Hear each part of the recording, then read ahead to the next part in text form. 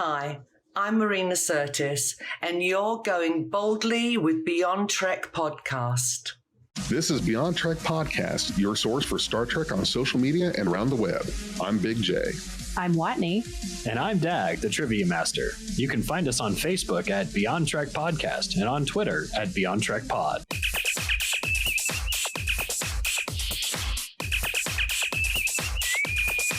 Red alert. Hey, everybody, and welcome to the next installment of Beyond Trek Podcast. I'm Dag.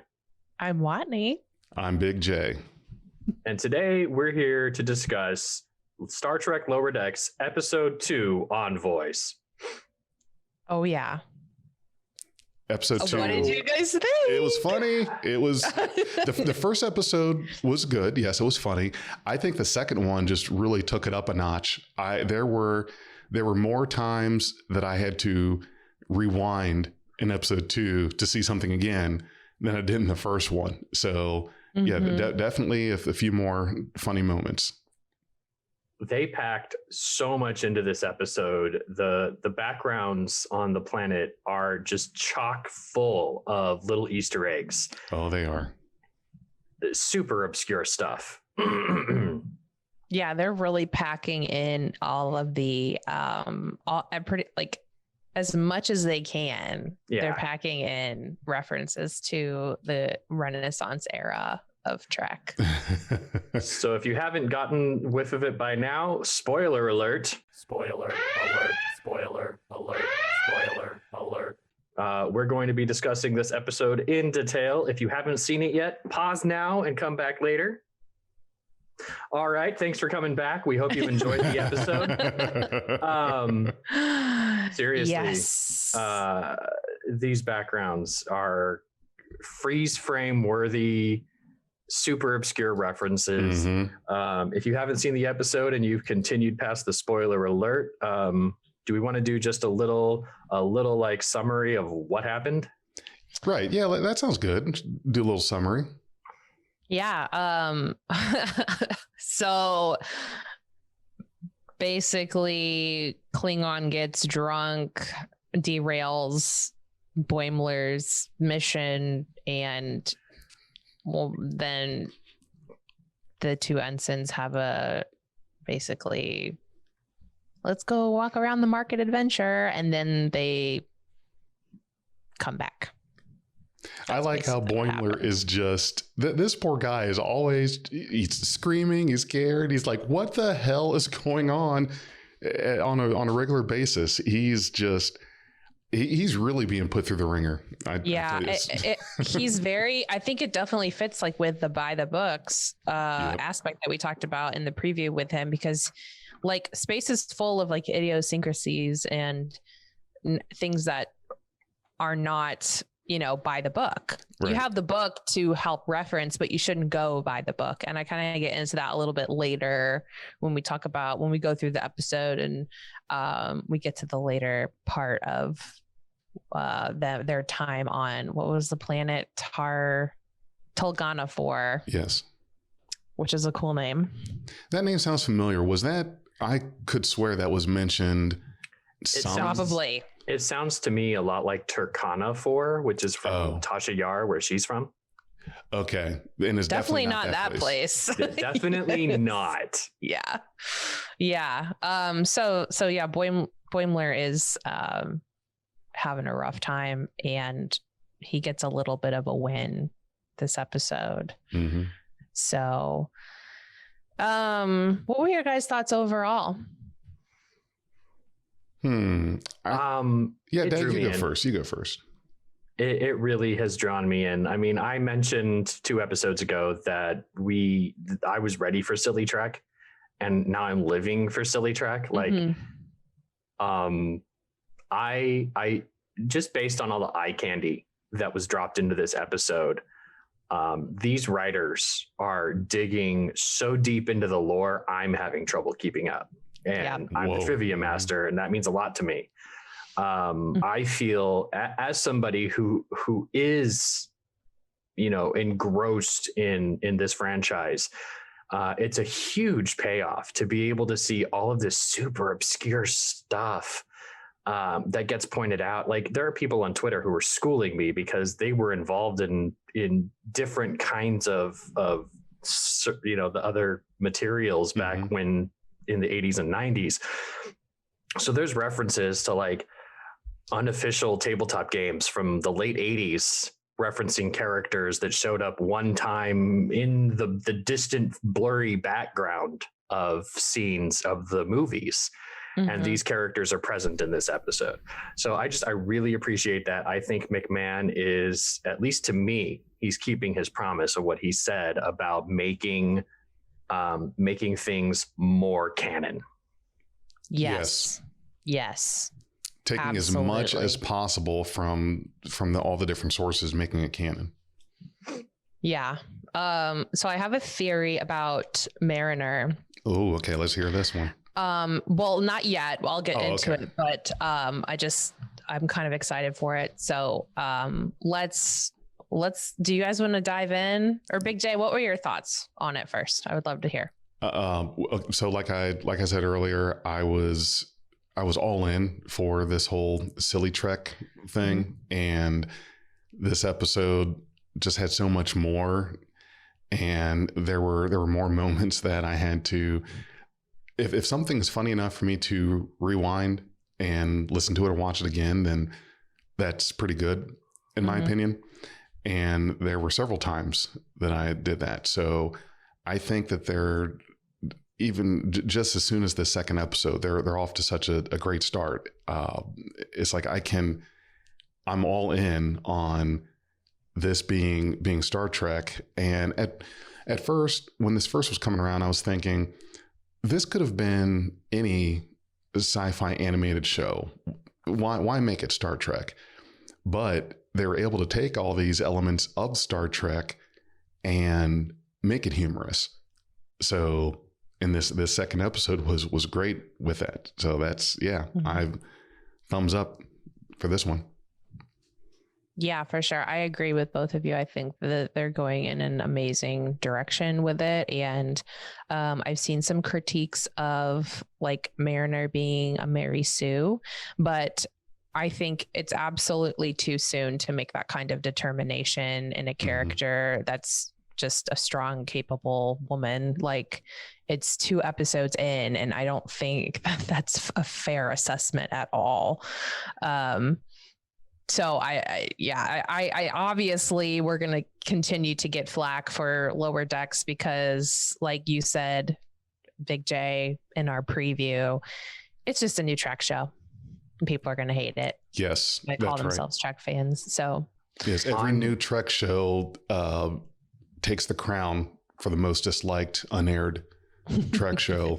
It takes every record. And if I may say, I really am starting to think that the whole Mary Sue line or tag is being overused now, because it almost seems like if you have any female character that's doing anything more than serving sandwiches, then the label Mary Sue starts getting thrown around. Like Rey from Star Wars. Right. Rey from Star Wars, Michael Burnham from Discovery. It's just, I don't even pay attention to that anymore, because it's like you're applying it now to every positive, strong female character, and it's kind of diluted its meaning, at least to me. And that's what I wanted to say about the whole Mary Sue thing. Yeah.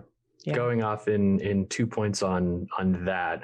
My first encounter with that term was in reference to the main character from Twilight, who had been described as like a blank slate character. Yes, I honestly agree with that. And so like this character, I think I read the first 50 pages of Twilight before Edward was like, pretty far, huh? Well, Edward was like, you don't want to be my friend for the 16th time. And then like she gives him a hug and he's like, all right, we can be friends now. And I'm like, no, that's not how it works. It might be how it works in high school. but Edward's like 200 years old, so it's creepy. It is. And like Bella in Twilight, and really not to sidebar too much here, but she is literally written to be to allow the reader to insert themselves into the story. Right. She's Right. an absolute complete cardboard silhouette for you to just like project yourself on. It's total fantasy. Right.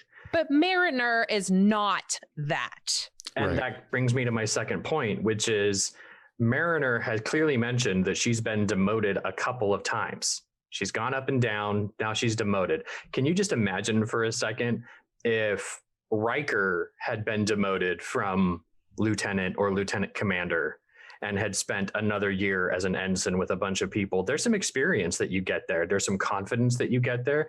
And there's some, nonchalance about new experiences that you have with that experience. Mhm. These ensigns are going to be panicking around you, and Riker's going to be cool-headed shooting people with his phaser. That's just what's going to happen. Yeah. So Mariner, I think Mariner deserves that slack right now. Mhm. 2 episodes in. Yeah. And I think that she's getting set up for a comeuppance moment. Oh, Right. absolutely. You're right. She's gonna get in trouble in a bad way at some point. And you're totally right. I'm getting goosebumps now thinking about it, but I'm like, Yes. if Mariner's the one getting set up for a comeuppance, the hardest heartstring the fandom is going to have over this is if something bad happens to Tendi. Protect Don't Mom. you touch her. I know, right? Don't touch Tendi. But I don't. Tendi is that sweet little cinnamon bun science officer. Yeah. Period. And here's a thing that I think that shouldn't be forgotten is just because they're ensigns, that doesn't mean that they've gone into the academy and came out of the academy at the same time. They may have, except for Mariner. You got to remember, even though she's an ensign, it's more of like everyone else is a college freshman. She's a college senior, but yet she's in the freshman classes. Yeah. Yep. But because she had to retake them, or she's been, quote unquote demoted. So the way she carries herself is someone who's been there longer than these kids, and she's got that experience, but her rank doesn't reflect that. It's just a rank. It doesn't mean that that's you're in your box. This is what you know because of your rank. I mean, to me, I think that she got at least as high as lieutenant. For sure. Lieutenant commander is too high. I don't think there's no way she got up. Lieutenant commander is a bit high to get up to and then come down from. I think JG lieutenant or lieutenant is probably just a skosh more realistic. We don't know the full extent of like what happened to her yet. And I have, like I said, a theory about the nature of her. Okay. And her history. So, Dag, what were you going to say before we start the recap? Oh, I was just going to say that to me, it would make sense if she had been an experienced lieutenant who was given an opportunity to command people, and it went really bad. Like this was like going to be evaluation for lieutenant commander. Okay. So she's got the skills, but something that she did, given her nature of doing right over following protocols. Yeah. Something happened that led to bad things or could have led to severely drastic things. And that got her bumped down from lieutenant to ensign. Yeah. Mm-hmm. Agreed. And so she has the skill to lead, but because of the way that she doesn't follow protocols, they sank her back down so that she wouldn't have that command influence over other officers for the time being. Yeah. Right. And in the 2260s in Kirk's era, this kind of attitude might have got you promoted, just like it did for Kirk. But this is a whole different Starfleet. We're in the 2370s when her career started, and that stuff don't fly anymore. Yeah.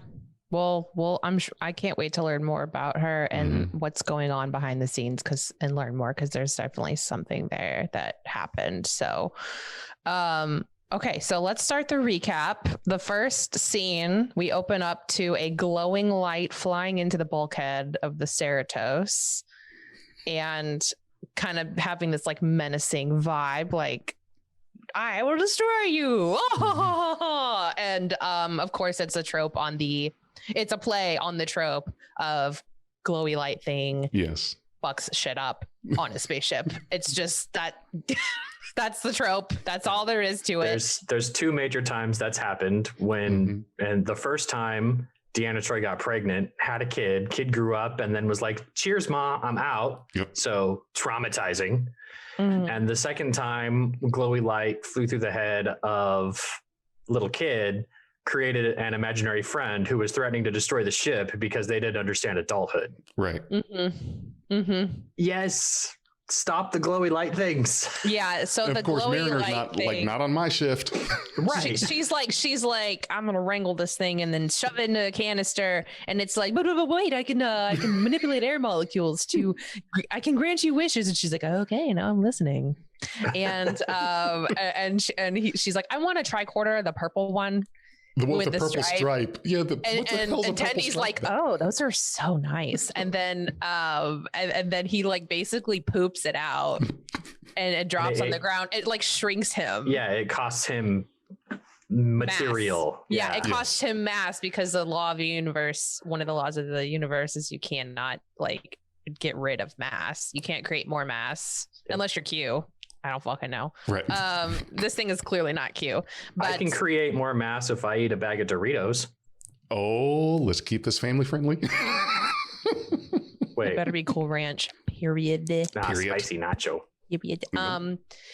So it also has to like create a crystal to power it because you can't buy a toy for someone without batteries in it. Like the entity tried to give her a tricorder, it didn't work. She wasn't having that either. Yeah, she's like, I'm not gonna ask for something that doesn't have batteries. So it kind of like becomes ultra tiny. It's super tiny, and then it flies into the captain down the corridor. So that's a little nugget that'll come back around certainly. And on the way down the corridor, the captain says, what do you think of my go-to warp phrase? It's warp time. What do you think of that? And I just think that's so funny because we're always like, well, what's the new captain's warp phrase gonna be? And you have to punch it, hit it, engage. Mm-hmm. Second start to the right and straight on till morning. Let's see what she's got. What was Kirk's? Kirk didn't have like he didn't a have catchphrase. any specific one. I'm just quoting the ones that he gives at the end of some of the movies. Okay, gotcha. But, Picard had engage. I don't really know what Cisco had. Cisco didn't really have What did one. Janeway have? Coffee. She was hit it. Take us out. Take us out. Take us out. Hit it was Pike in the prime timeline. Punch it was Pike in the alternate timeline. Right, because hit it was from Discovery. Punch it was from JJ 2009. Yes. Okay. Interesting. Mm-hmm. So obviously this is a hotly debated, talked about, discussed Trek topic, and that's why they put it in the show, was to like at the end or midway through this episode, there's a little nugget about Section 31. They like to do that, like they like to tip the hat to Trek fans, and that's something I just insanely love about this show. I just love those little nuggets. So after we see the little light being fly into the captain, the title sequence happens and it's absolutely gorgeous. Again, I just find myself to just hypnotized almost by it because it's so pretty. The music is great. I think it's very tongue-in-cheek. It's like very fitting for the Ceratops, and I just love it every time I see it. Yes. Me too. So then we zoom over back to the Ceratops, into it, and then we go into this like cargo workshop area, which is like the tree house that all the ensigns hang out in on board. It's like a hangout area basically. And Boimler comes in bragging about his new assignment escorting a Klingon general, and they talk about a few other ensigns in this scene. They have Castro, who's also a command ensign, and apparently she worked on the Enterprise for like 1 minute is what they say. I like that reference. And so Boimler has like a complex about like being better than Castro. There's Ensign Pyjak. This is all what Tendi is talking about. She's like listing off all these ensigns that could have gotten this awesome assignment, and apparently Pyjak is a snack. I don't know what name Pyjak would be. Like, is that a Vulcan name, you think? That's tough. I think I could probably think that. I feel like it's not human. That. No, definitely not human. I'm thinking either Vulcan, maybe even Romulan. Yeah. No, I'm sorry. No, not Romulan. I'm thinking about Romulans probably being in Starfleet at least by the time of Picard, Picard's timeline. But no, this is way early for Romulans to be in Starfleet. So I'd have to say probably Vulcan. Yeah, I agree. I think it's probably a Vulcan name. Anyway, so he's piloting General Corin, one of the most decorated Klingon generals, notorious Klingon generals in the galaxy, taking him to this like embassy or something on this planet. So his job is to basically like chauffeur this Klingon down to the world. And then Sam Rutherford comes out of the Jeffries tube like super dirty. He's like been in there for a week, and Tendi's like, he's like, well, my job's not done, and she's like, but I wanted to watch the pulsar with you. And so he's like, I guess I'll just change jobs. Yeah. I can't tell if like he likes her or not. I think he does. He's willing to change divisions for, or at least try to change divisions for. I do think that was the moral of his arc in this episode. If it's okay for me to just sort of get ahead and we can loop back. But I think he genuinely appreciates and cares about Tendi, such to the point that he does the whole "I'm going to change for you" bit. But at the end, he comes around and realizes, no, I was really comfortable where I was. And you can see them in the Jeffries tube, and they are spending time together. He's doing what he loves, and they're watching the pulsar. Mm-hmm. I would like to know a little bit more about Tendi's wants. I hope we get a Tendi-centric plot in hopefully the next episode. That'd be great. Yeah. But I do think it's kind of cool how they sort of flip the script on the traditional Disney story where the princess changes herself for the prince. Mm-hmm. And this time Rutherford is the one who's like, I'm going to go try everything to change so that I can get a day off with you. Yeah. I think it's conflicting for me, because I think he's kind of like an in the moment guy, because he forgets that he's supposed to hang out with her. You know, right. And if you like someone, you're probably looking forward to that. And then he's like, oh, okay, I guess I'll just change jobs now. It's like there's like no foresight going on, but I don't know. Maybe that's his character arc. Maybe he needs to learn how to balance his obsession with technology and his concern for others. I think that'll be a good next episode view for him, because they, in the preview for this next episode, it was all like about fixing the ship and stuff. So I'm sure, or at least that's what I saw. I can't. He's got to learn he's got to learn that whole self-care thing. Like, you can't just throw yourself into work and not take care of yourself. Right. That will, I think, definitely be his arc as a character, is to come out of the whole work, live and breathe the job, and find that time for the personal interactions with the people around you. Yeah.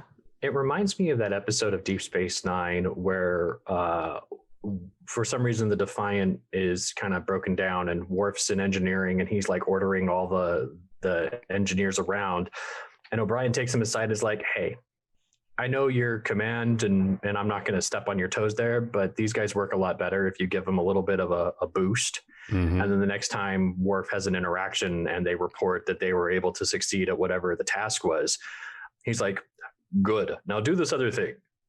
And oh, by the way, you did a good job. And he looks over at O'Brien, and O'Brien winks at him and he says, yeah, but you can do it in 15 minutes. Can't go too easy on him.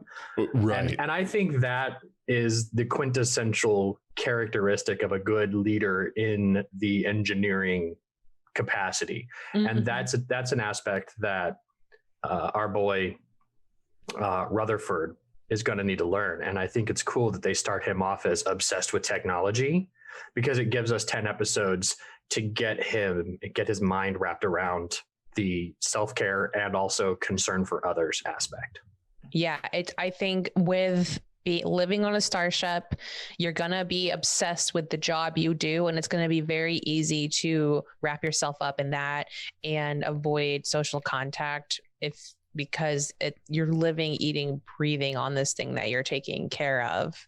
And so I completely agree. I think it's going to be a cool arc for him to get to where he has a work-life balance. Living is the right term, because how many days did he say he spent in the Jeffries tube? Like 4? A week. He said he was there a week, and then he had another 72 hours of calibrations. Is he just napping in there and being like, wake up for his shift, like, all right, this is Rutherford, back to the Jeffries tube, and he just keeps going. Sleeping in the Jeffries tube. But like his boss really appreciates it, which we'll get to in a second. But so Rutherford says he's going to change jobs. We switch over to the shuttle bay, where we see the Yosemite is the shuttle, and Boimler walks in. He's like finger gunning like 2 lieutenants.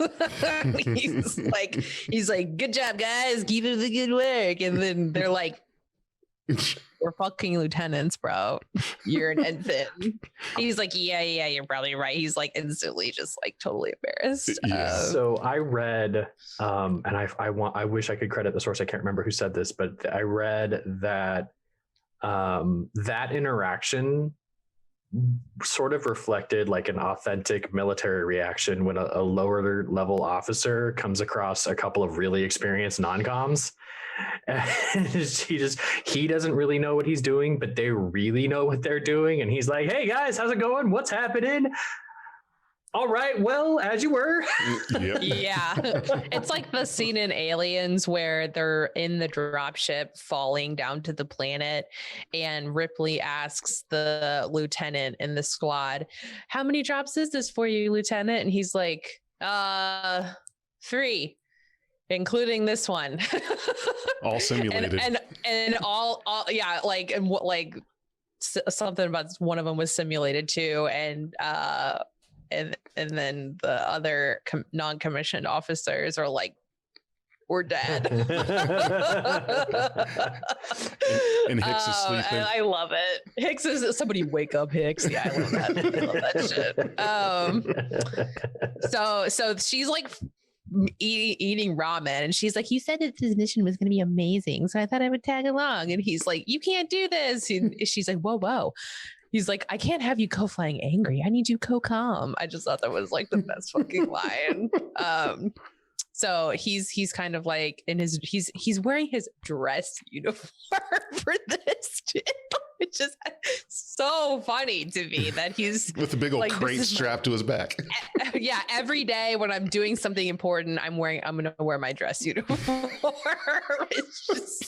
It's just like, I imagine him getting ready and he's like, what do I want to wear today? Oh, yes. Such an overachiever, you know? He's just so by the books. And that's part of Boimler's arc, is he is overachieving. Like, he doesn't even think about, like, is it appropriate for me to wear my dress uniform right now? Mm-hmm. He's like, nope, I'm doing something important. Dress uniform. Yep. It's programmed. Yeah, I think he's to be the Super Boy Scout. Yeah, I think he overthought it a little bit, and he ended up going on the safe side just in case he came in overdressed. Right. just in case it was going to be one of those things. He didn't want to be the most underdressed one in the room because that would make him look bad. So I think he had kind of maybe like that mentality going in. But there's like ramen all over the shit. Mariner is being Mariner and playing with the blast shield, whatever. Then we zoom over to engineering and we see Sam just like looking kind of nervous. He's looking at his boss. He goes over to his boss and his boss like, hey, great job on the Jeffries tubes. I wish I had 1 million of you. And he's like, I need to tell you something. He's like, do you have a second? He's like, just a second. Don't tease me. I've got time for you in spades. It's like the best. He's just like, seems like the best boss. And he's on like the lowest ranking like ship in Starfleet, according to what we know. Might as well have fun with it. Yeah, he's just like totally chill. And Sam's like, I would like to transfer out of engineering. And he's like, you what?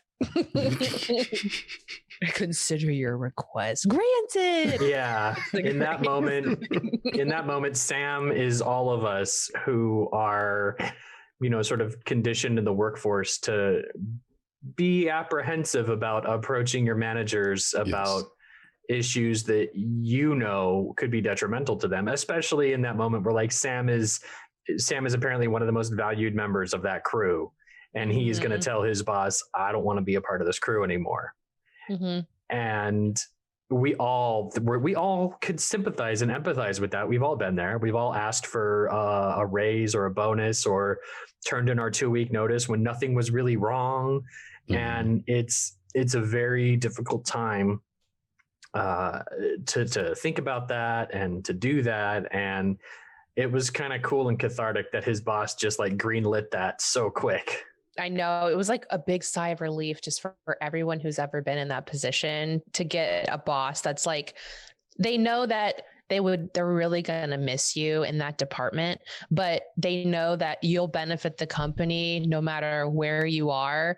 And so because the Cerritos is one crew all together, let's go ahead and transfer you to the place where you may feel like you fit in better, or you feel is better suited for where you want to end up, or you just like more. Like a rising tide lifts all ships, I think, is the kind of mentality that the leaders on this ship have. And it's really great to see. It's very wholesome.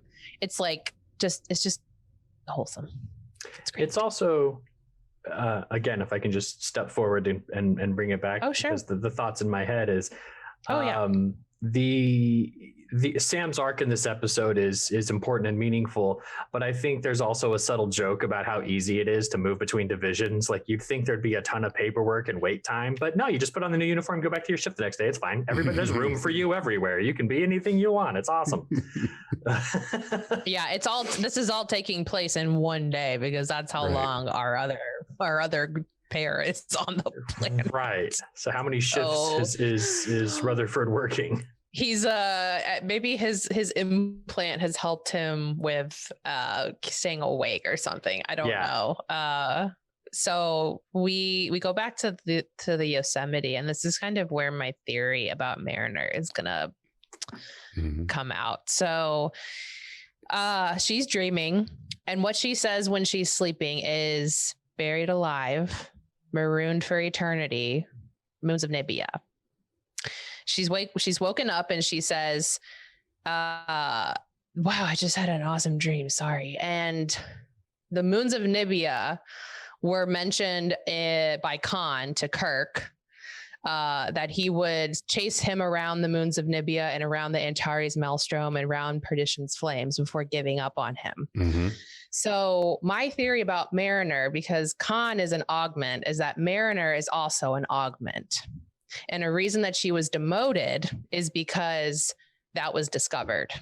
And that's why she's so good at everything. And that's also why her parents are on the most least important ship in all of Starfleet. I took that whole thing as kind of a meta joke or a meta reference to what Khan said in Wrath of Khan. But if you're saying that indicates that she's an augment, then why would what Khan said on the Reliant during that that incident, which wasn't recorded, that yes, he said it to Kirk, but how would something like that make it into any kind of record that Mariner would pick up, or anyone would pick up or know about, unless, I get what you're saying. Is just the connecting those two pieces seems to be quite a stretch, that she would have a dream about something that Khan said about 100 years ago on their line. So here's how it could be connected, and I'll let the writers do that connecting for us. Okay. I just thought that it was they wouldn't throw that in there without a reason, like we've seen for pretty much every other reference that they're using. They're doing it for a reason, and a character talking in their sleep about a dream they're having, especially an enigmatic character such as Mariner, Mm-hmm. I believe has meaning within the writing of the narrative. Okay. So I don't know how they're going to connect it. Maybe we'll learn how they do, but maybe like Khan clearly knew about the moons of Nibia. Maybe he had visited there. Maybe it was, a facility or something like that. There was something hidden there that he knew about. And maybe Mariner, having done gray ops off the book stuff herself that we know about, Mm-hmm. that she has said, like that, which is what she did with General Corrin, which we find out they're like BFFs and they're blood bonded and shit. Right. Maybe she visited there or something.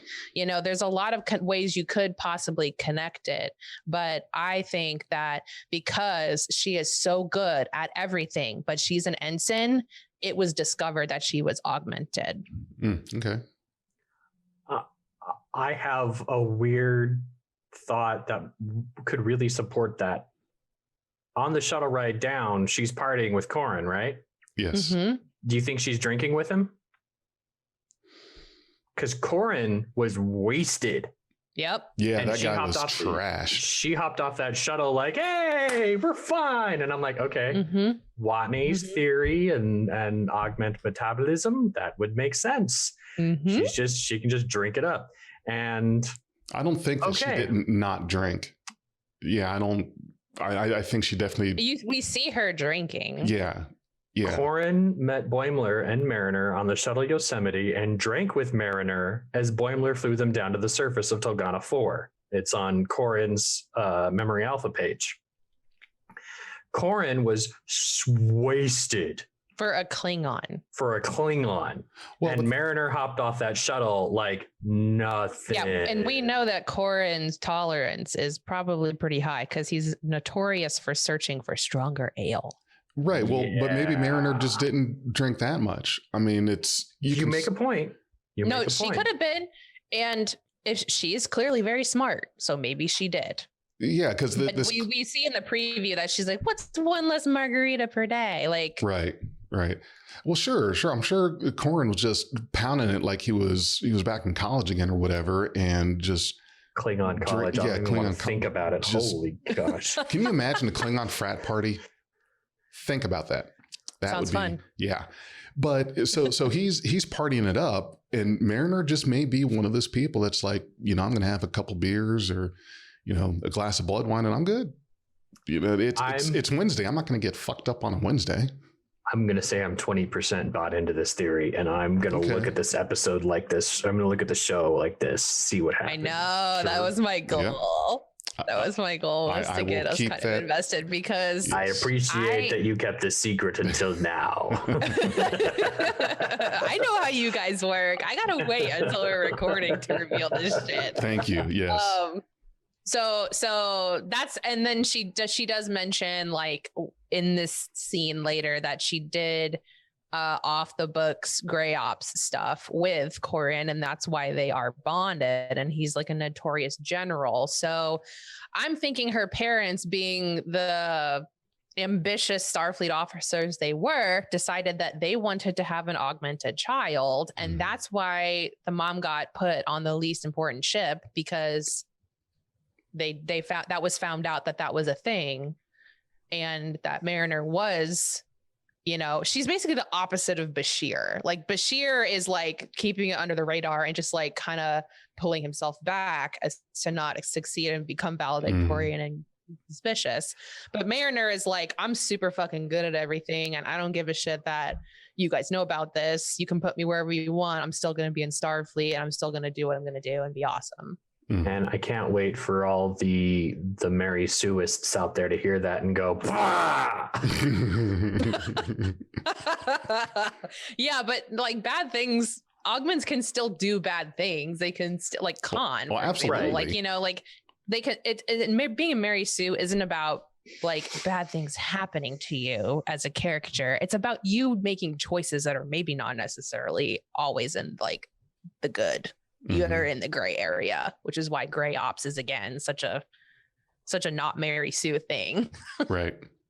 Anyway, that it'll be a really cool branching out of what happened to Bashir in DS9 when his augmentation became known. His dad went to jail for it. Yes. And Bashir lived with that and it was hard on him. And you get to the episode like Statistical Probabilities and Chrysalis, where, you know, they discuss his augmentation in context with the augments that have come to the station. And he's very upset about this whole notion of like, I was allowed to serve in Starfleet. Like, he was given an exception. And yet there are obviously a number of other augments out there who didn't adjust so well to their engineering. And now we have Mariner, you know, who could look back at Bashir, because we know that she knows everybody in Star Trek because she mentions everybody in Star Trek. She could look back at Bashir like a role model. You know, here's this guy who had to dumb himself down for 5 years or more. You know, to come off do that. Right. He had to come off as in retrospect, I know the writers didn't plan this until the 5th season, but in retrospect, Bashir looks like somebody who had to dumb himself down to turn into sort of absent-minded, hopeless romantic to cover up for the fact that he was a ridiculous genius who built a positronic brain for Bareil when he was dying. Right. Yes. You know, and cured the blight. Yes. Yes. So, you know, he created a vaccination for the blight. So she would look back at that and just like you said, she's not having that. And it probably came to light in her career. I totally I'm cool with this fan theory. I love it. I'm going to be watching now all the next episodes for signs that may point to your theory now, Watney. Let's fucking do it. Yeah. I'm excited. Because I really didn't even, I watched this episode twice. The first time just straight through. The second I was taking notes. And when I'm taking notes, I'm watching with subtitles so I can get like the names and the things that are muttered that, you know, are hard to hear. And so when I saw the moons reference, I was like, huh. Because I didn't connect the dots completely to that. I had to research it. And that's kind of when my head started to it spiraled. I was like, oh shit. Well, when she said so that, I think she's an augment. Yeah. I think she's an augment. When she said that, like, I knew that she was referencing a line from Wrath of Khan. You know, I knew that part, but I just thought that was just the writers being cute, you know, one of those, oh yeah, that's what Khan said. And like a meta joke. I didn't. She also says buried alive, marooned for eternity before she says moons of Nibia. So that's like a whole, maybe like another backstory thing. Well, the buried alive for all eternity, Khan says that to Kirk right as he's about to take the Genesis device. And he's basically, Kirk is on the little planetoid. Yes. And so Khan says that to Kirk. I'm going to leave you there underground, buried alive. Yeah, the Moons of Nibia thing was not said to Kirk. That was said to Joachim. Yeah. When they first took over their line, Joaquin tried to talk him into let's just go. Let's just, fuck off over this way and not do anything. And then Khan said, no, I'm going for Kirk. And that's where Imogen Nebula line and all that came in. So it's like an all encompassing, like when Khan said to Kirk, buried alive, all that. Yeah. And then he said to someone else that he would chase Kirk. So it's kind of like, it's very Khan centered. Yes. So anyway, I mean, we can see what happens. I just wanted to note on the record my theory. Noted. You heard it here first. You heard it here first. So we'll see what's up about that. After this, they land on the planet. She's sleeping. We haven't even met Corin yet at this point when she's waking up, but Corin arrives. He looks absolutely badass. Like, I just love the way they drew him. He looks like straight out of like a bird of prey in TNG. Like, he just has the classic Klingon outfit, the classic ridges, the long hair. It's just like, it's immediately recognizable as a familiar species to us. And I just think that was awesome. And his eye patch gives us context for the first episode where she says she got a batleth from a Klingon with an eye patch. Yes. Yeah. Yeah, I wanted to say that was Martok. Is like they're tying it all in together. Yeah. They're tying everything in together. Like, it would make total sense. And this is a Trek nerd writing the show. This guy wrote fan fiction. Mike McMahon, like he's been writing scripts for Trek for a long time. Scripts that he never intended to do anything with. Yeah, so he knows like where to look for things to tie in like this, and I think it's like absolutely brilliant. So he's like, Starfleet's made you soft, Mariner, and she's like, blah blah blah blah.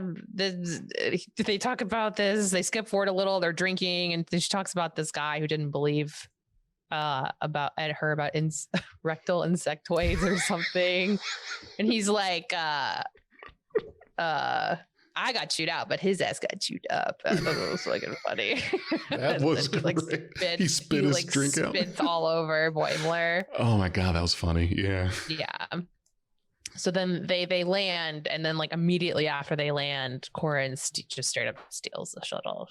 So we learned that Tulgana 4 is protected by an ion field that restricts comms and transporters, which is kind of cool to learn about that technology. Have we seen that anywhere else? I mean, I'm sure we've seen like transporters and comms not being working on a planet, but do we know that like an ion field is? So, and I think that's a reference to like Mirror. In those episodes, beaming through an ion storm causes you to switch places with your mirror universe self. So having an ion shield up would be very detrimental to beaming because bad things could happen to you. Okay, that would suck. Yeah. So they start walking towards, I don't know where they're going, where Boimler was going, but Mariner's chasing them. And he's like, if we don't make it back by the next ship change, we'll be court-martialed. And she's like, hey, it's not that bad. You should try it. So we know she's also been court-martialed. We know that she has been court-martialed. Yes. So this just further solidifies the theory. He's like, it's speed walking. It conserves energy. Section 31 does this. It's just like the funniest little reference. We know that Section 31 is supposed to be a secret to all you listeners who are like, Section 31 should be a secret. But this show is nodding. What? He's speed walking and she's just keeping up with him. Right. She said, we're going the augment. No. Everything is a blue. Where's that It's Always Sunny in Philadelphia conspiracy board. Oh, yes. And she has that. She's going to be doing that at some point. That's fucking hilarious. Oh, my God. It's all connected. Yeah. So we know that Section 31, we know they're supposed to be a secret. They're supposed to be clandestine. They're supposed to be outside the laws and rules of the Federation. But this is absolutely a nod to Section 31 being prolifically observable in the Trek show. So By now, I think we can say that Section 31 is maybe not as clandestine as it once was. They did it to themselves. That's all I'm going to say. Yep. Yep. And, Section 30, I think that's also just kind of an also meta reference or a meta poke at Section 31's renewed prolific nature, because in DS9 they were the boogeyman. We only got like 3 or 4 episodes with Sloane, and then that was that. And then Enterprise brought it up, and they're still kind of the boogeyman, and that was that. And then Discovery comes along, and they have giant freaking bases, and they're working on this crazy Skynet-like algorithm. And it is so bad that we have to send a ship into the future 900 years, and discussing the ship or its crew is treason. Yes. Which is a hard retcon for why Spock never talks about Michael in the original series. But I think a lot of fans did not like the portrayal of Section 31, and McMahon is respecting that by poking at that presentation there. Yeah, he's telling the fans, I hear you. I also didn't like it. Yeah, it's a fan thing for sure, with just like the captain saying, what do you think of my go to warp phrase? It's like exactly the same kind of thing. It's like a mention to the audience. We see you. We love you. This is for you. It just feels so cozy. Yeah. This is great. Jay, any thoughts?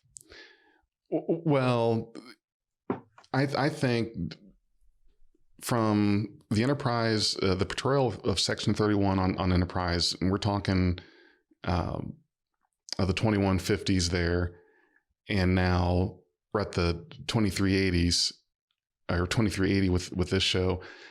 That's 200 years of time, and I just think it's interesting that for some reason we tend to think that Section 31, and I'm just using them as an example, should be uniform through 200 years, no changes, be the same.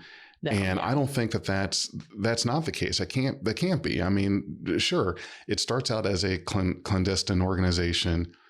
Then it's more open, people know more about it, but then there's some incidents happen and they kind of, slip back. You can kind of go back and forth. It's like the CIA. Yes, we know they exist. Who the hell knows what they're up to or what they're doing? It could be all kinds of crazy shit. But, who's to say that another 10, 20, 50 years that we know a whole lot more about what the CIA, or whatever ABC alphabet organization that we have does. And that's just, that 200 years is a lot of time for a lot of changes. And I think that saying that, well, it's not accurate that Section 31 is well known, because in Enterprise they were in the shadows, and then DS9 they were in the shadows, but in Discovery they really weren't. Okay, you got to remember to take it in the context of the timeline. 200 years, they can certainly change quite a bit there, and so that's just what I'm gonna say there. So yeah. Yeah, no, I agree. I think it's okay for things to be fluid, and yes, it's like, okay, so you have a group of people that you're watching on the screen who know about Section 31, but that doesn't mean the entire galaxy or Alpha Quadrant, Beta Quadrant knows about Section 31. And so a lot of what we see is restricted to the plot we're following. And sometimes Section 31 may be a little more obvious within that because we're paying closer attention. But, I completely agree. I think it's okay for them to, be more observable with certain shows and be more clandestine with other shows. And I think that they're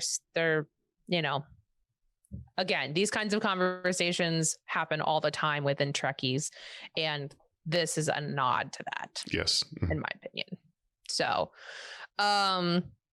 they go to the market and ask a Klingon woman selling hot worms, Gog. Is that how you say it? Gog. Yeah. To everybody in the market, she's selling them. She's like, are you tracking him? He's like, no, we're just looking for his whereabouts. And she's like, oh, I gotcha. Well, he went in search of stronger ale. And Boimler's like, okay. Well, he was already super drunk. And she's like, is that a problem? I love that the shopkeeper and he's pulls like, a meth on him. Yes. So good. And he's like, no, drinking success is cool. And then they like bump into this Taxor, and they pass by Kalons, which is very interesting because have we seen them before?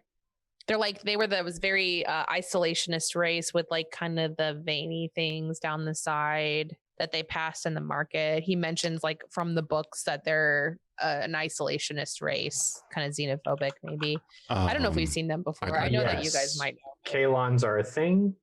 If you remember the episode, I think it's called Half a Life, with Dr. Timison on the planet where you are they have a rule where you commit ritual suicide at 60. Yes. It was the first appearance of Michelle Forbes, who went on to play Ensign Rowe. So yeah, they were immune to Betazoid telepathy. They are isolationists. There is a cool there's a bit of some work here on on the and it's even called out on the Kalon page on Memory Alpha. They were present on Tulgana 4 in 2380. Boimler knows about them. Like he knows things by the book. And I, again, later on will say why that doesn't exactly help him due to Space's idiosyncrasies, like I said. But anyway, so they also bump into a Taxor. I don't think we've seen him yet, but basically he insults him and then steals his wallet and throws it. And the Taxor is saying like, my wallet. And he goes, dang it. That's how it's translated. Dang it. Like, I'm not going to curse. Oh man, my dad's going to kill me is what he says too. Like trying to find his wallet, which I think is just really cute to see like a big hulking alien be like, he's like an adolescent. Yes. He's basically an adolescent. Yes.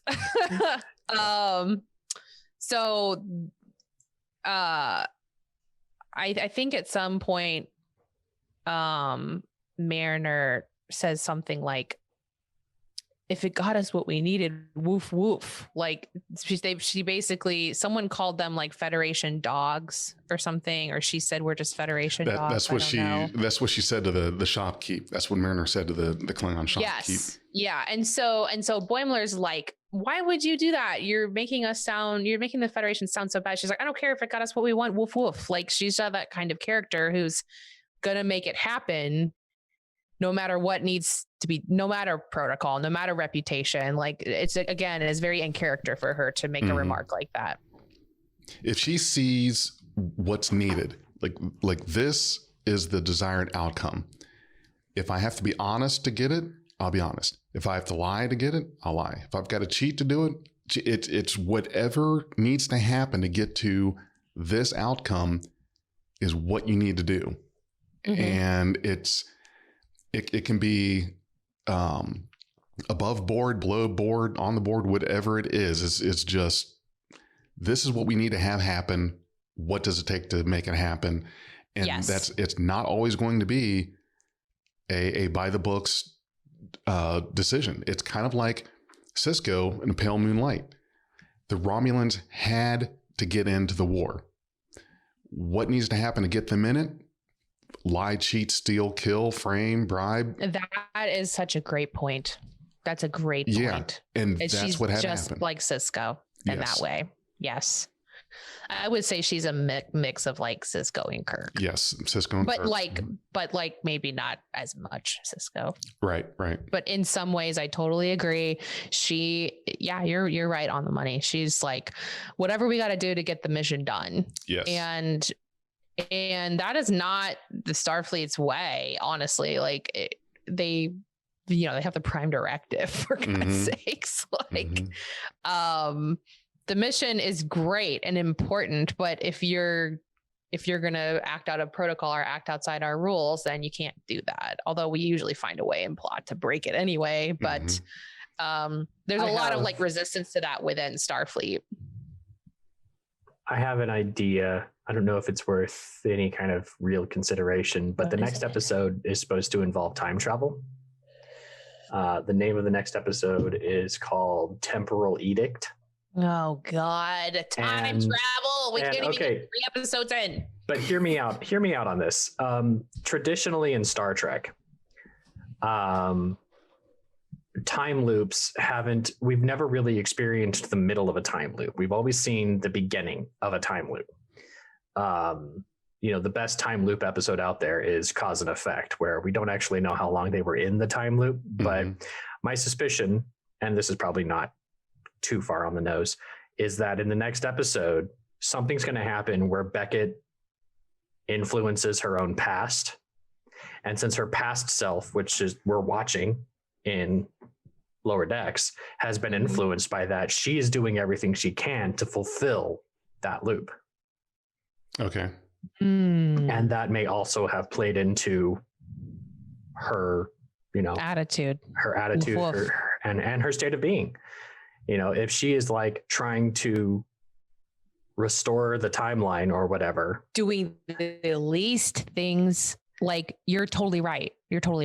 Yes, she has to be able to fulfill the loop by she's doing everything, the things under the scenes, like under the radar. She's making shit happen to make sure that takes place. I completely agree.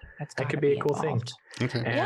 And the Rick and Morty influence. Oh, we there, know that. Yes, because those plots have been run in strings forever. If you ever go to the Rick and Morty subreddits, those guys are connecting lines forever about influences that were set down in the first episode. So the fact that continuity is getting taken to another level, is something that I think the fans need to give slack on, because Rick and Morty had a plan. Or at least they took some threads and said, what can we do with this now that we have a plan? And they took that experience. McMahon took that experience with him to Lower Decks, and he found these writers. And I bet if we looked into these writers' history, we could probably connect those dots and say, are these writers like continuity nuts? Yeah, the Star Trek expert hat was completely accurate. Oh yeah. they know what the fuck they're talking about for sure. Yeah. I think it's it's just been great so far. I just have to admire the work going into it, and I can tell that there are things going on that we're going to learn about later, and I really enjoy things like being kept from the audience and not obvious, and you have to kind of search for and work for it. So it's going to be awesome. We then go back to the Cerritos after being on the planet, and Rutherford is being escorted into the holodeck by Commander Ransom, who likes to employ a lot of sexual innuendos in pretty much everything. For example, he says nothing compares to the firm hot pulse of a joystick in your hand. Okay. Yeah. He also tells Rutherford in the simulation, be gentle but attentive, get her where she needs to be, guide her home. I'm just like, dude, how are you where you are? Like, how are you in the rank that you're in? Kirk did it, Riker did it. Do you want more examples? He basically is. So they warned us when we were previewing the show. They warned us that he's basically Riker on speed. It's very true. Yes. So he throws Sam into the simulation, and he's like, Captain, do you have any orders? He's like, maintain course. And then all of a sudden, everything explodes. Everything goes to hell. Everyone flies everywhere. Which is 105% of the crew died. Yeah, absolutely. The throwing people on consoles, throwing them across the room, absolutely a nod to Trek. It's just like classic. We're training you for this because we know we do it so often as writers. Then he says, just use the Janeway protocol next time. And we're like, with Rutherford, what the hell is that? And he's like, haha, good one. Let's try another one. Command Trainer 4, basic simulation. And instead of like everything being dire at the beginning, the helm goes, Captain, we're moving to there's a small asteroid in our way. Should we divert? It's just like the funniest. And he's way overthinking How can we it. make this the most simplest thing ever? Should we move to avoid it? And he's like, yes. And then he says, Janeway protocol. And then things start exploding again. And then the lady's like, the kindergarten decade is gone. Now the pre-K is gone. All of the ship's children have been ejected into space, which is so funny because the last episode we were talking about how children in Star Trek just like they're not considered at all, and they're like completely at risk and in harm's way the entire time they're living on a Federation ship. It's just like they like it's the exact thing we were talking about in the last episode. They just murdered a bunch of kids. Why am I laughing? It's not really funny. Right, yeah. And Ransom's like, that's never happened before.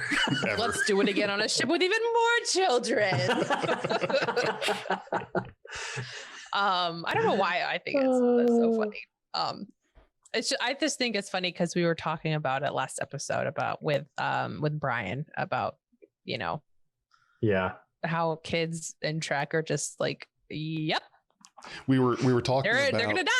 Right. We were talking about the fact that amongst the Trek fandom, it seems to be that we're okay with implied violence, but not actual violence. Like, and not to sidebars here because I don't want to take a 20-minute cartoon and turn it into another hour-and-a-half podcast that Big J has to edit. But yeah, it was just the point of fact that there were a lot of morbid things hinted at and alluded to that we seem to be okay with, but Picard is the whole not my Trek because we actually saw the violence. Like, you can't be okay with the possibility that the kids are being harmed on any attack to the ship because consoles are blowing up everywhere all the time.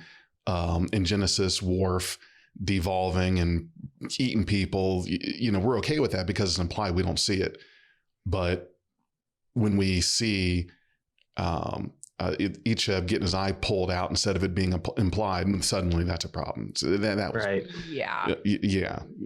So I mean, these are the lower decks characters, and they're going to get the violence. It's just and even the senior staff, like they get fucked with in their writing too. Like Ransom it turned into a zombie and infected the whole crew, like in the first episode. So, it's not that violence doesn't happen in Star Trek and that it's happening now and it's bad. It's just that the people complaining about this shit just don't like anything new. Yes. That's why it's a problem to them. Yep. Yeah. So anyway, we go back down to Tilgana 4. Mariner and Boimler are like bickering about, well, you need to get out in the real world more. He's like, no, I think I need to study more. It's like just perfect headbutting foils to each other. Mariner's like, I gotta go blood pee out some blood wine or something. And maybe gets more intel on Corinne while I'm at it. So she leaves for a bit, and Boimler's like sitting on this fountain, and this super hot this super hot chick comes up, and she's like, I can read your mind. I know that you like Jamaharan. And then they start to they almost kiss, and then she gets sprayed by Mariner, who's like, she's gonna lay eggs in your throat. She's an Anabaj, which we've never seen that before, have we? Nope. No. Completely new character, a completely new species. They have an affinity for red. They're drawn to the weak-minded. Apparently she dated one once, but only to get back at her parents. And it's funny because when she sprays this Anabaj, and then she's like climbing up the building, and she's like, I love your sarong. It's like she's just so chill with stuff like that. And then they run off together, and this is another nod to DS9, where the crew goes to Ryza. She tells Boimler, she's like, you can tell me about Jamaharan later, which is like what Bashir tells Lita when they're on their way to Ryza, because she gets handed, what is the statue called? A Horgon. A Horgon. And she's like, what are these for? He's like, it's for Jamaharan. She's like, what's that? He's like, I'll tell you later. So it's like it's a nod to that. No one ever explains what the fuck Jamaharan is, which is the charm. And that goes back to the TNG episode Captain's Holiday, where Riker tricks Picard into buying Horgon and displaying it. So Picard's like in his little booth reading a book, and these women keep approaching him. He's like, "Do you seek Jamaharan?" And he's like, "No, I seek just privacy." Because Riker set him up. Riker trolled him. Riker trolled him. Of course he did. It was a Horgon conclusion. Oh my nice. God. We got to wrap here, folks. No, I'm kidding. So then we go back up to Rutherford, who's starting to go through the rest of his trial. He went through the command one with on the holodeck, and now he goes to sickbay. He sucks at he has horrible bedside manner. He doesn't have any bedside manner. Right. We'll just say that 0% bedside manner. In fact, he might kill someone because it's so bad. He looked at the body like it was an engineering thing and was super honest about it, and had no emotion towards this human or this living life form. And what did we talk about? His arc was learning how to care. Empathy. I think he cares. I think it's just, maybe you're right. Maybe he doesn't have any empathy. I mean, I think but he's not. Kind of does. He's but good no in the really absence of it. Like no one's really geared him towards like how to handle social connections. Yes. Yes. And that probably has to do with the Vulcan implant affecting him. Yes, for sure. It was super logical. Yes. So it might be like suppressing the emotion, and he's not maybe entirely aware that that's even happening, but he's still like acting in with his moral conscious, like he's still doing good things, but just not able to link, like keep this patient calm and affirm that they're okay and validate them. It's like he doesn't know how to do that because he has a Vulcan implant now. Right. That's a good insight. He goes back to he goes to security, where he murders a bunch of Borg in a simulation. And he does an amazing job. He gets inducted into the bear pack, and then he's like, I don't think I can do the bear pack because the Jeffries tube is twinkling at him, which is a very interesting sentence. The Jeffries tube is twinkling at him. Yes. New sentences. I like that. Yeah. And so he's like, I just can't do it. And once again, the chief of security is like, what? Granted. Like, they're just so sweet. We want you to be where you're going to be your best. So he goes back to engineering. Then we go back to Tilgana 4, and there's a bunch of Andorians beating up this shapeshifter who Boimler thinks is actually an old Andorian man, but he's being tricked because, once again, there's idiosyncrasies in space he doesn't understand. And Mariner, he starts a bar fight basically, and Mariner's like, hey, I could kick all of your asses right now. And she even says like, Kirk hand or something while she's like hitting a guy. So again, another nod to Kirk, like she's kind of in his league there. She offers to buy everyone the next 5 rounds. They carry her off. She's like, hey buddy, watch your Starfleet property you're handling. Yeah, whoa, someone was getting frisky with Mariner. A little frisky. Yeah. So that shape-shifting creature that was portraying that Andorian is the Andorian was a Vendorian. And the Vendorian is a callback to TAS. Oh no shit! Wow. They were. Oh my god! the animated series, the Survivor.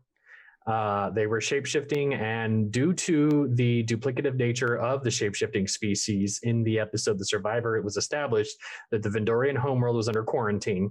Okay. Yep. Few people ever encountered them, and per the terms of a treaty between the Romulan Empire and the Federation, use of Vendorian spies was a violation of the treaty and an act of war for reasons. Yes. Okay. It's interesting. This is all happening on a restricted planet. Well, and this Turgana 4 is it based on the creatures that are here and their diplomatic emphasis on these background characters. I feel like Turgana 4 is like an embassy planet akin to what was that other planet from Star Trek 5, the planet of galactic hope? Yes, that was galactic peace. Oh, what was it? Nimbus 3. Nimbus 3. Yep. Right. So I feel like this is a very strong diplomatic thing, and there are things happening here. Why is a Vendorian spy on this planet? What's going on with that? And these are things that I'm now going to be like laser focused on the background. I'm gonna have to watch an episode like 5 or 6 times. Yeah, there's so much to unpack here. I did not even know that a Vendorian was like an actual canon. Well, TAS isn't canon anymore. It's I don't canon. think It is. It's canon. What? Oh McMahon said that he's going to make TAS more canon than it was. Oh, before. okay. Gotcha. Well, Vendorian is canon now because it's in Lower Decks, but was it canon in TAS? Because I thought they decanonized TAS. No, they've gone back and forth. They have. They've gone back and forth. TAS was like canon with some considerations or restrictions. There were some parts of TAS that were considered canon, some that weren't. You're right. TAS has kind of been that one that it's gone back and forth. Yeah, for good reason. Right. There are some things that were picked as canon or whatnot, but like now, the devil is right. canon. So it's now Giant Spock. Right, and Giant Spock. So now this show is doing more to cement the fact that TAS is canon. I don't think it was ever fully apocryphal. It may have been. Okay, I think it was at one point, but no. I'm saying that I had considered it that way until it was really pointed out that like, no, it's low key canon. The movies and the other shows have kind of like inched away from talking about those things. It's like soft canon. It's like, yes, it's kind of canon, but we won't besmirch you if you do or say something that contradicted what happened in TAS. Right. And Lower Decks is really is respecting it more. It's great. It's awesome because people are embarrassed of TAS. Like it's like people who write Trek and they're kind of like, oh sure, it's TAS. Like it's goofy. It's weird. There's dumb shit that happens in it, but if it's still a part of like the universe. And I think Lower Decks is doing a really, really good job of saying you can have it both ways. Like you can do both. You can do all of it in a show. You can have the serious moments. You can have the complex writing. You can have the Vendorians and the laying eggs in the throat and all of that shit. Like you can have it all. You just have to do it smart. And I think that it's doing a good job of showcasing that. Yes. At least to me so far. That's how I feel. I've really been enjoying it. So Boimler's like really sad and he wants to leave Starfleet. He throws his comm badge on the ground and Mariner picks it up. And we hop back to the security on Cerritos where Rutherford is like, I'm going to have to leave the bear pack. And he's like, that's fine. You can do that. We want you to be happy. We go back to the planet and then Boimler and Mariner come across a Ferengi. And Boimler saves the day in this situation, but it kind of solidifies the point that I've been making this episode that he relies on stereotypes to inform himself while he's going around the galaxy, which in a faked incident works for him.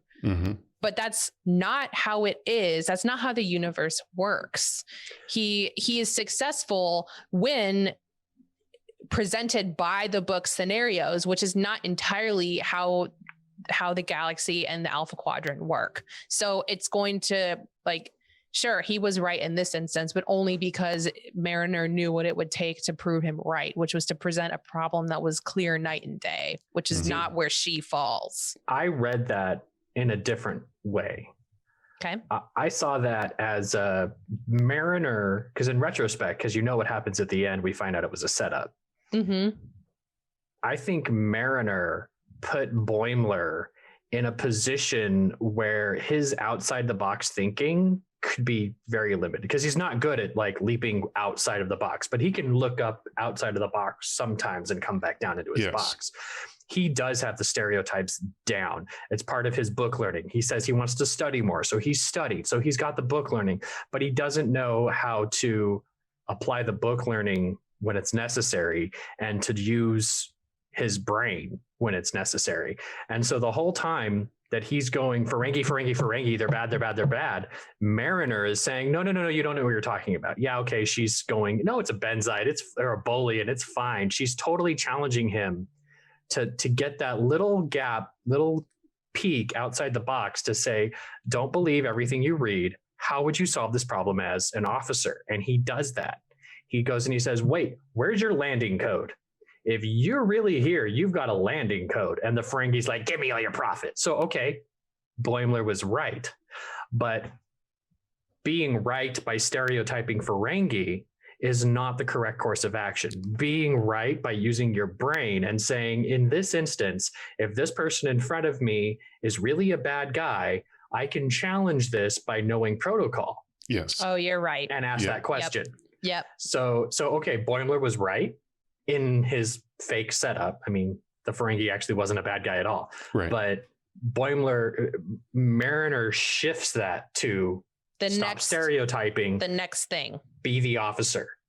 How do you get out of this problem if it was an officer? Because having a landing code applies to not just Ferengi. It could apply to someone who definitely looks like a friend.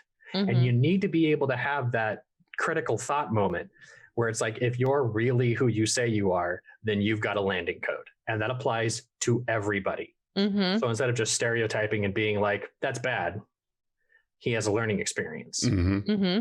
And that's the real win for Boimler. Yeah, I completely agree. I think that the stereotypes helped him at the start of that situation. And then she just flat out did not let him continue with the stereotype. And you're right. She pushed him to say, okay, well, like, they're not listening to me and my book knowledge. And I know I'm right about that, even though I just had a seriously like doubt myself moment back in the bar. Mm-hmm. And so she basically like made him evolve just a little bit. Like just a little bit. No, you're right. You're right. Apply that book learning to the situation. Don't just fall back to the book learning to say this is truth. How do you apply that in the situation? And I almost feel like maybe Mariner was faking to put herself in danger to get Boimler to do that, because he jumps to that moment when Mariner's like, no, it's fine, I'm going to go with it. You're going to put yourself in danger. I have to stop this. You're not listening to me by the book learning stereotype that I know. So I have to think over here and say, how do I get Mariner out of danger? Mm-hmm. If you're really the guy, you have a landing code. Yep. Yeah. Mm-hmm. No, you're totally right. And now that you've said that, I kind of see that it's not so much like Boimler not getting it overall. He got it, but Mariner helped him do that, which I think was kind of her goal in the long run, was to say, like, let me get you into a situation where you have to do that. It's not you're going to have to evolve. And I think that he's going to discover at some point that she did that, and it's going to come back and it's going to hurt their friendship. Mm-hmm. Their already rocky friendship. It's going to be one of those discussions where it's like, you tricked me into this. Like, yeah, and it helped you. So it worked. You know, because again, well, I didn't need your help. Blah blah blah. Like, I could have done this on my own. It's like, well, could you really? Because again, Mariner is applying that. This is the desired outcome. What do I have to do to get there? Truth, lie, scheme, plot, whatever it is. And I guarantee you that by helping him kind of evolve in this way, she's going to get stuck in a situation that she can't get out of. And he's going to help her based on the skills that he's developed being around her. Yes. Right. That's going to come full circle. He's going to end up being the foil to save her when she inevitably fails, because she's going to. That's just going to happen. Yeah. Anyway, they find the Yosemite, they find the shuttle, they get, there's like a bunch of parking tickets on it. She's like, who's going to build me in space? And it's funny because like there's a scene in Alien where Ripley's like, we need to just, or Hicks is like, we need to just nuke it from orbit. It's the only way to be sure. And he's like, that's a substantial dollar amount tied to that facility. And Ripley's like, they can bill me. Yeah. So I just thought, like, who's going to bill me in space is like kind of like a fun, like maybe call back to that. I don't know. At least it was linked in my head. Yeah. They leave Corin at the embassy. He's just in time for the Accords or something. And I thought it was so funny how he's like, I demand you give me an honorable bleh. And then he grabs her shin and he just like holds on to it. And she's like kicking it around. His arm is like moving with it. And then he grabs her foot. It was like the funniest way that he did it. And then we go back into the shuttle, and Mariner's like, can we keep this between us? And he's like, sure, this is a safety. This is like a silence, the shuttle of silence or something like that. And then they immediately cut to the lounge where he's like going on and on and on about how he like saved the day and how Mariner was wrong and didn't know he was a Ferengi. And she's just kind of like rolling with it. She's like, whatever. She doesn't I don't think she really cares about the perception of her anyway. So it's okay that he's doing that. Like, I was expecting her at some point to kind of like tell him like, hey, I saved you, or I got us in this situation, but I was the one, I just did it so you could, I knew all along, I just did it so that you would feel better about yourself. Well, remember in the last episode, she said that she's going to mentor him and he's going to be the captain. And I think this is part of her plan, which is why she's totally okay with him gloating, because he needs that win. If he is if he's going to level up his game and be the captain that he wants to be, then I can take the ego bruising now, because I'm playing the long game. Because she doesn't care about her ego. Like she really doesn't have an ego around other people. She's just like doing the cool stuff. She just is she's cool. So then we go to Rutherford and Tendi, and they have a cute little moment in the lounge too. Like, well, I'm actually back in engineering. She's like, oh, that's fine. I'll watch it with you anyway. I'll just go watch it wherever you are. So I think it's like a cute like friendship, maybe crush developing or something. I don't know. I'm not really getting like crush vibes, but could be the Vulcan implant. You could just apply that to everything. Yes, the Vulcan implant. It's Devlane. It's the Vulcan implant. It's just the Vulcan implant. Mariner calls up her Ferengi friend to thank him. His name is Quimp, which I think is cool. And he apparently owed her one, which is interesting when a Ferengi owes somebody something. Yeah. I like how he's got the voice. Dignified. He's very dignified. Yes. Pinky out. Yes. His monocle. He's got that monocle. He's like, Mariner's like, how's the wife? He's like, oh, it's great. We're getting ready to go to Ryza. She's like, you should try Jamaharon. And then the last scene we see for the episode is Tendi and Rutherford in the Jeffries tube watching the pulsar, and she's watching the pulsar and he's watching the sparkly, beautiful, sparkly Jeffries tube panels. Right. Right. Oh, so good. I loved this episode. There were so many nuggets in it, and it really got my imagination going.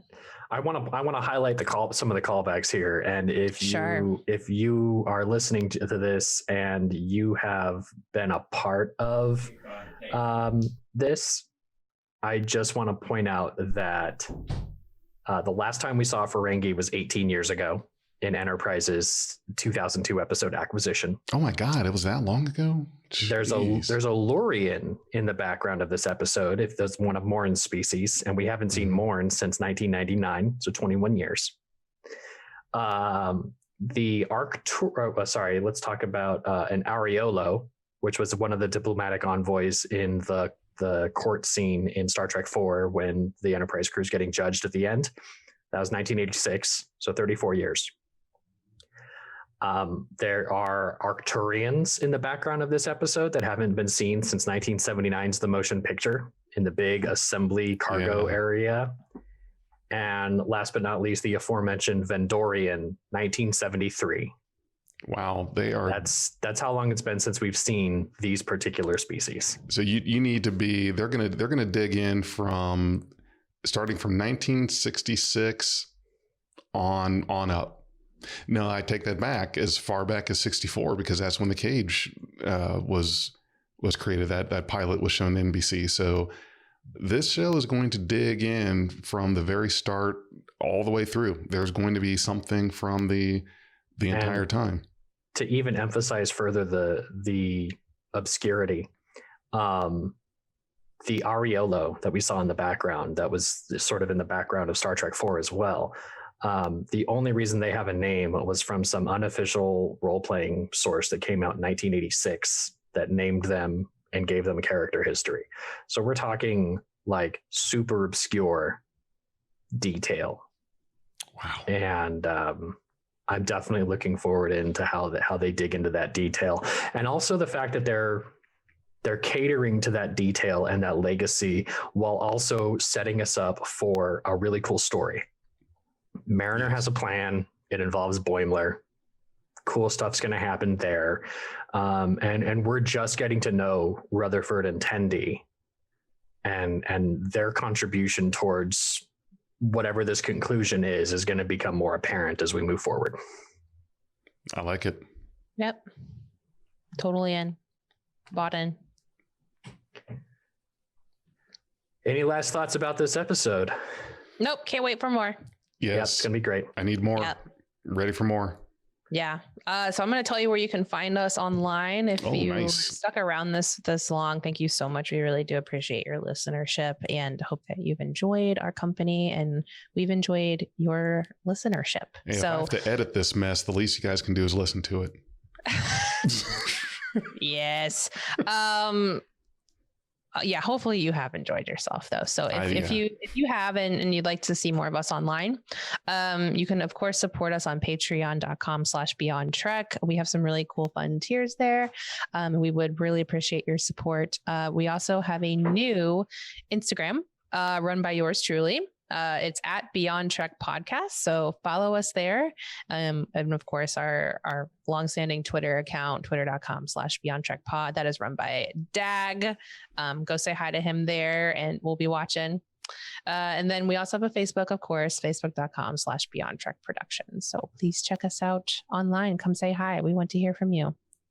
Yes. We love hearing from the fans, your input and feedback on the discussions that we have, the episodes we talk about, and that's been great. We've been getting a lot of good input from the fans, some retweets, some re-Instagramming or whatever that's called. I don't know. I'm a little behind on some of that social media, but yeah, it's great. Thank you so much for going boldly with Beyond Trek Podcast. All right, we'll see you next episode. We are Beyond Trek Podcast. Lower your inhibitions and surrender your years. We will add inspirational and hilarious Trek content to your day. Your attention will adapt to subscribe to us. Resistance is futile.